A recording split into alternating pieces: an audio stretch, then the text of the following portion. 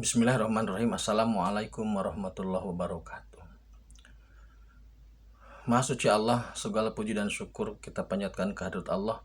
Semoga kita selalu dalam bimbingan rahmat dan ridho Allah subhanahu wa ta'ala.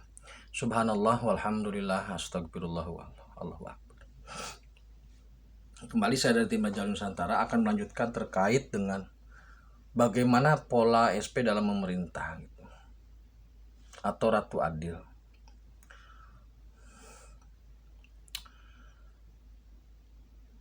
Jadi dalam diskusi dengan ini merupakan video lanjutan dari Kanjeng Sultan Hadiwijaya, diskusi dengan Kanjeng Sultan Hadiwijaya.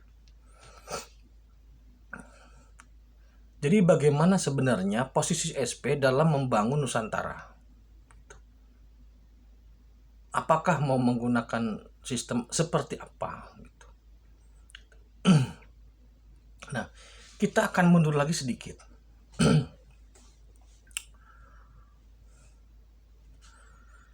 Seorang SP atau Raja Wali Allah seorang SP yang ideal menurut saya adalah memenuhi 3 unsur.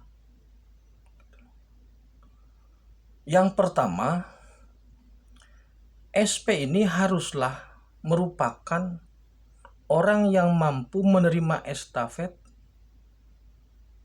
risalah dari Rasulullah SAW untuk kembali menegakkan tauhid dengan bekal Al-Quran dengan bimbingan ilham. Jadi SP ini atau Raja Wali ini, SP aja dulu ya, SP ini adalah orang yang mampu menerima estafet dari Raja Rasul Muhammad SAW dalam untuk kembali menegakkan risalah berupa tauhid dengan bekal Al-Quran dengan bimbingan ilham. Tidak mungkin wahyu.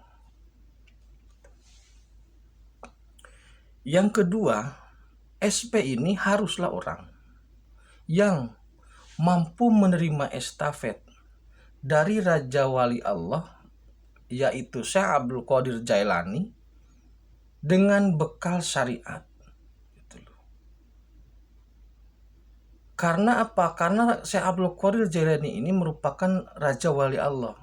Gitu. Jadi estafet kepemimpinannya juga dari Raja Wali Allah yang berupa bekalnya yang berupa syariat.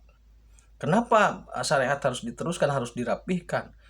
Karena syariat ini merupakan faktor yang penting dalam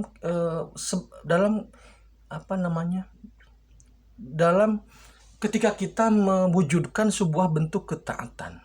Gitu. Kalau Siti Jenar itu memandang bahwasanya daging ini busuk, maksudnya jasad ini busuk, jasad ini akan mati dan membusuk sehingga tidak perlu bersujud. Cukup dengan sholat daiman atau dengan zikir sepanjang waktu. Tetapi SP memandang bahwasanya syariat dalam menjalankan agama itu penting. Karena apa? Karena semua makhluk itu harus membuktikan, harus memperlihatkan, harus mempunyai bentuk ketaatan kepada Allah. Jadi raganya sholat, rasanya sholat, sukmanya juga sholat. Gitu. Jadi tidak hanya sholat sukma.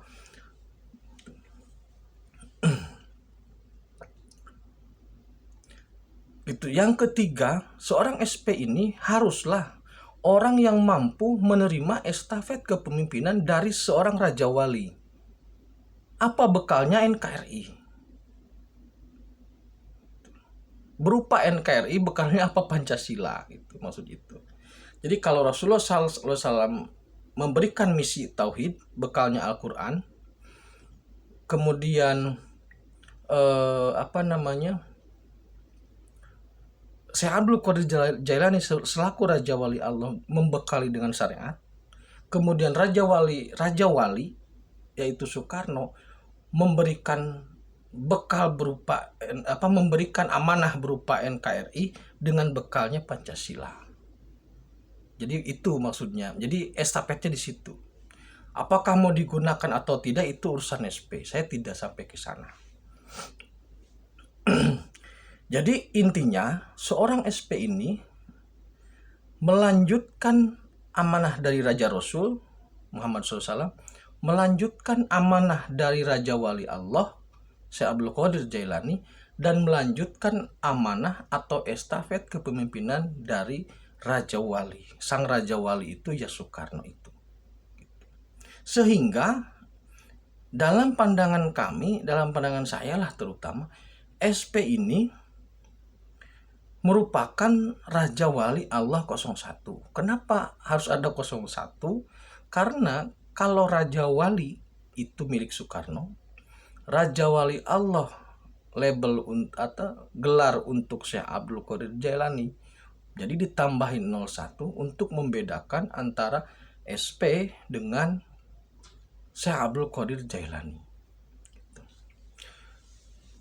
Maka dengan demikian, ketika seorang SP menerima amanah berupa penegakan tauhid dengan bekal Al-Quran, bimbingan ilham dari Rasulullah SAW selaku Raja Rasul, maka dipastikan seorang SP itu harus memahami Al-Quran, harus bisa membedah Al-Quran.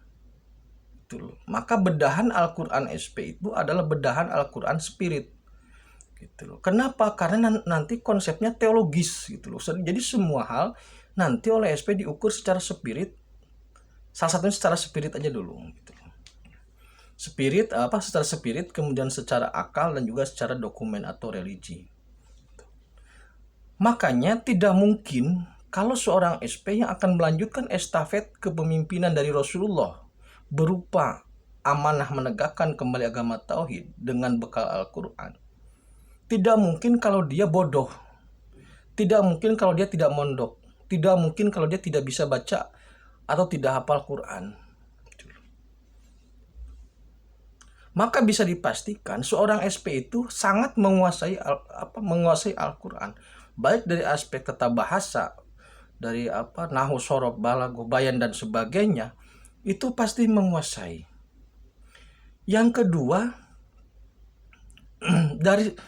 karena SP itu mendapatkan amanah dari Raja Wali Allah tentang syariat, maka bisa dipastikan SP menguasai aspek-aspek hukum maupun fikih.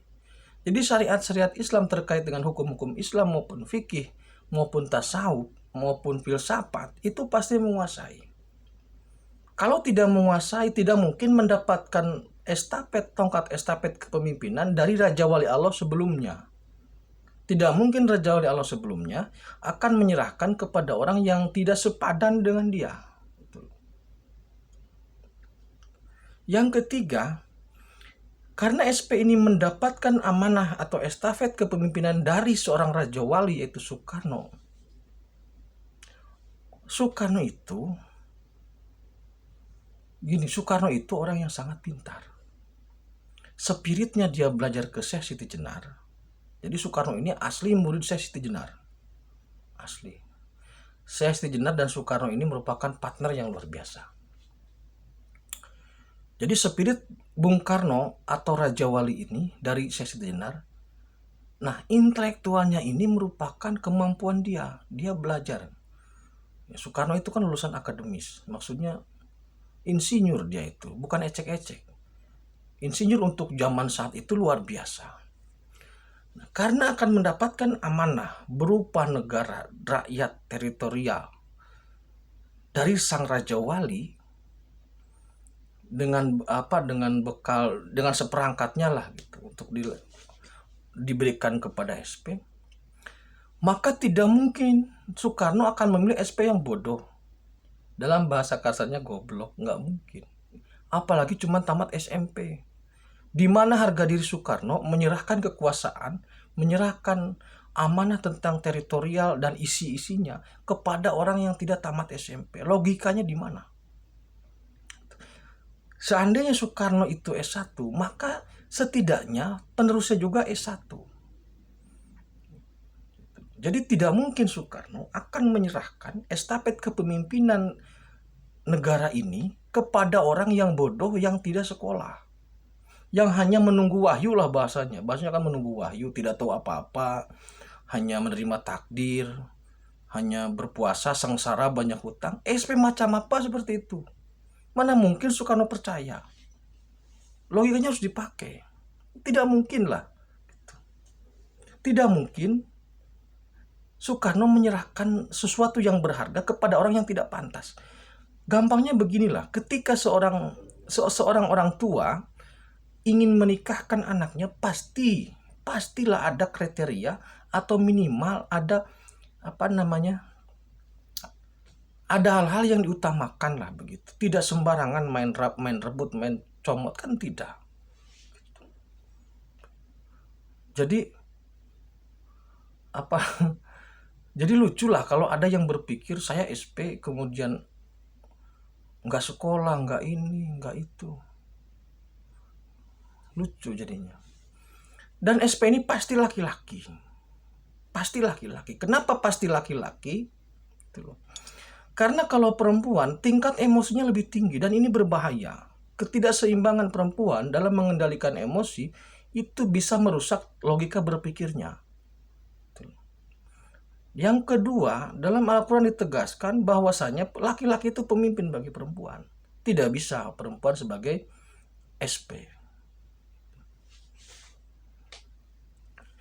Jadi kemudian kalau ada saudaraku yang mendapatkan amanah dari orang tua, dari embah, dari eyang, dan sebagainya, dari makhluk-makhluk gaib yang namanya saja dirahasiakan, ini saya sampaikan bahwasanya SP itu mendapatkan amanah itu bukan dari embah, bukan dari eyang.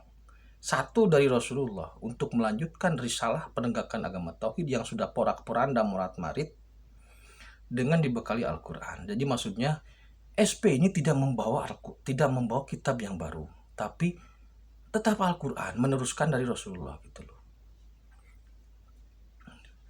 Jadi menegakkan kembali agama tauhid ya dengan landasan Al-Quran itu.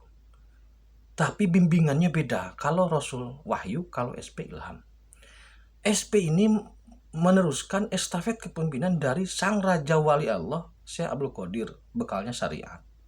SP ini mendapatkan amanah tentang negara dari Soekarno. Ya bekalnya ya teritorial ini dan isi-isinya. Nah kemudian Kanjeng Sunan Kalijaga nanti yang akan membungkusnya dalam artian begini. Karena Kanjeng Sunan Kalijaga ini merupakan sosok yang konsen di bidang budaya. Jadi nanti bagaimana caranya supaya budaya itu bertauhid. Jadi karakter berbudaya dalam masyarakat itu sangat kuat ikatan tauhidnya. Jadi segala perilaku, segala aktivitas itu merupakan cerminan dari ketauhidan setiap orang begitu. Artinya sederhananya beginilah, umpamanya korupsi tidak ada lagi karena takut dengan Allah gitu loh, maksudnya seperti itu, sederhananya seperti itu. Jadi Kanjeng Sunan Kalijaga nanti membangun kekuatan budaya melalui aspek tauhid. Jadi budaya tidak lagi berjalan sendiri tapi langsung memiliki ikatan transenden dengan Allah Subhanahu wa taala. Jadi budayanya itu bertauhid. Karena tauhid itu kalau tidak direalisasikan dalam bentuk real, dalam bentuk kehidupan, itu tidak bisa gitu loh. Kita yakin kepada Allah, yakin. Bentuk aplikasi realnya apa? Yaitu amal soleh. Nah amal soleh inilah merupakan budayanya. Bagaimana nanti kemasannya gitu loh. Jadi dari Arab isinya ini merupakan perpaduan sebenarnya. Itu kan perpaduan. Jadi nanti Kanjeng Sunan Kalijaga akan memadukan itu, bukan mencampur adukan dalam karakteristik sinkretisme ya, tidak. Tetapi maksudnya bagaimana supaya membangun budaya masyarakat ini memiliki landasan tauhid yang kuat, seperti halnya Pancasila. Jadi kemanusiaan yang adil dan beradab harus berketuhanan. Persatuan Indonesia harus berketuhanan yang Maha Esa gitu loh. Jadi kemusyawaratan yang dipimpin oleh hikmat kebijaksanaan dalam kerakyatan yang dipimpin oleh hikmat kebijaksanaan dalam permusyawaratan perwakilan juga harus dilandaskan pada ketuhanan. Keadilan sosial harus dilandaskan kepada ketuhanan. Nah, maka nanti seluruh aktivitas budaya itu harus dilandaskan kepada ketauhidan gitu maksudnya. Jadi nanti arahnya seperti itu. Nah, SP ini nanti dengan 3 amanat itu maka bimbingannya juga nanti ada sangat sangat cukup lengkap lah gitu. Karena Syekh Abdul Qadir juga ikut membantu, kemudian Syekh Abdul Wahid sebagai pengawal tauhid juga ikut membantu. Begitu juga dengan Kanjeng Sultan Hadiwijaya, Kanjeng Sunan Kalijaga, Eyang Prabu Brawijaya V, Sunan Lau, kemudian Kebo Kenongo, Nabi Sulaiman, semua sudah turun. Jadi ini penataan alamnya seperti itulah kurang lebih. Demikian, terima kasih. Mohon maaf. Akhirul kalam. Assalamualaikum warahmatullahi wabarakatuh.